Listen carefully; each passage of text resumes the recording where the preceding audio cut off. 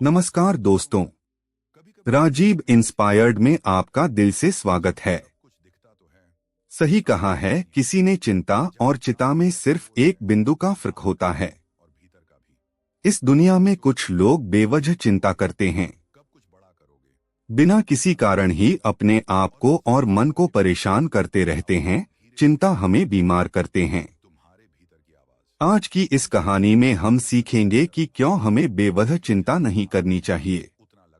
एक गांव में एक किसान था जिसे एक बहुत ही बुरी आदत लग चुकी थी, और वह आदत थी बेवजह चिंता करने की। वह हर समय किसी न किसी चीज की चिंता करता ही रहता। वो हर समय सोचता रहता कि कहीं मेरे साथ कुछ गलत ना हो जाए, जबकि उसकी जिंदगी में अभी तक सब कुछ ठीक ही चल रहा था। उसके पास एक बड़ा सा खेत था जिसमें अच्छी खासी फसल हो जाती थी। खेती करने के लिए 2 बैलगाड़ियां थी, एक अच्छा घर था, एक पत्नी और 2 प्यारे बच्चे थे।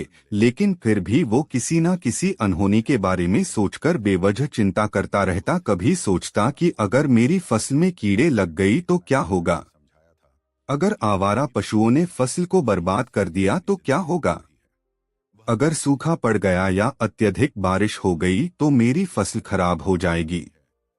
ऐसे ही वो भविष्य की अन्य बातों के बारे में सोचकर बेवजह चिंता में डूब रहा था, जैसे कि कहीं खेती के समय मेरे बैल बीमार ना पड़ जाएं, मेरे बच्चों का भविष्य कैसा होगा, कहीं बुढ़ापे में मुझे कोई बड़ी बीमारी ना हो जाए, मेरे बच्चे बुढ़ापे में मेरा ख्याल रखेंगे भी या नहीं, वगैरह वगैरह। अपनी इस लगातार बेमतलब चिंता करने की आदत की वजह से वो असंत और परेशानी लगता था, और अब उसका किसी भी काम में मन भी नहीं लगता था।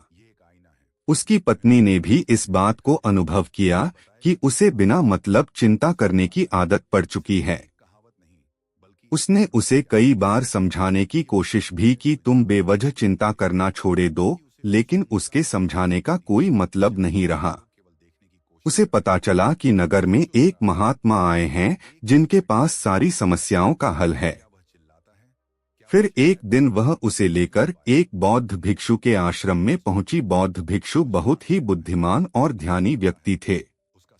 किसान और उसकी पत्नी अपनी सारी समस्या बौद्ध भिक्षुओं के समक्ष रखती है। किसान ने कहा, महात्मा, मैं हर समय किसी न किसी बात की चिंता करता रहता हूँ।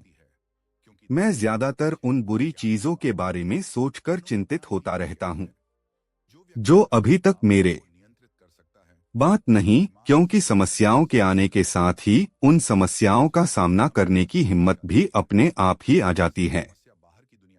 यह बातें सुनने के बाद किसान को लगा जैसे किसी ने उसके गाल पर एक थप्पड़ मारकर उसे नींद से जगा दिया हो। उसे महसूस हुआ कि वह भी तो यही गलती कर रहा है। वह भी तो भविष्य की उन घटनाओं के बारे में सोचकर चिंतित हो रहा है जो अभी तक घटी ही नहीं और शायद कभी घटेगी नहीं।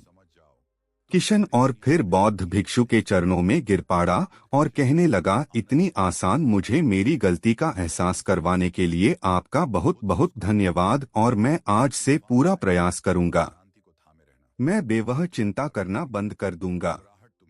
जापान में एक लोकप्रिय कहावत है, अगर तुम चल रहे हो तो सिर्फ चलो, अगर तुम खा रहे हो तो सिर्फ खाओ, लेकिन एक समय में सिर्फ एक ही काम करो, चिंता न करो। इस लोकप्रिय कहावत के अर्थ ने मुझे हैरान कर दिया था, और सच कहूं तो मुझे ऐसा लगता है कि कहावत के अर्थ में ही वो राज छुपा है जिसे अगर किसी ने अच्छे से समझ लिया और अपने जीवन में उतार लिया तो वो चिंता के बंधन से ही हमेशा हमेशा के लिए मुक्त हो जाएगा। इस कहावत के अर्थ के बारे में हम आगे बात करेंगे, लेकिन उससे पहले देखते हैं कि हमारे दिल दिमाग में इस तरह के विचार ज्यादा चल रहे होते हैं। पहला, क्या मैंने यह काम सही से किया? दूसरा, क्या मैं इसे और बेहतर कर सकता था? तीसरा, इसका परिणाम क्या होगा? और चौथा, लोग मेरे और मेरे काम के बारे में क्या सोच रहे होंगे? यह ऐसे कुछ विचार है जो हमारे दिमाग के सिस्टम में ज्यादातर समय चलते रहते हैं, लेकिन हमें पता नहीं चलता क्योंकि हमने इन विचारों के साथ जीना सीख लिया है और हमारा दिमाग काम भी ऐसे ही करता है।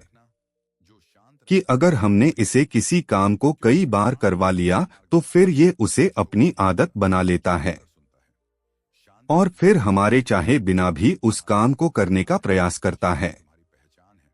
शुरुआत में तो हम किसी भी काम को अपनी इच्छा से पूरे होशो हवास में करते हैं, लेकिन बाद में वो हमारी आदत बन जाता है और फिर हम बस बेहोशी की हालत में बिना सोचे समझे उस काम को करते चले जाते हैं।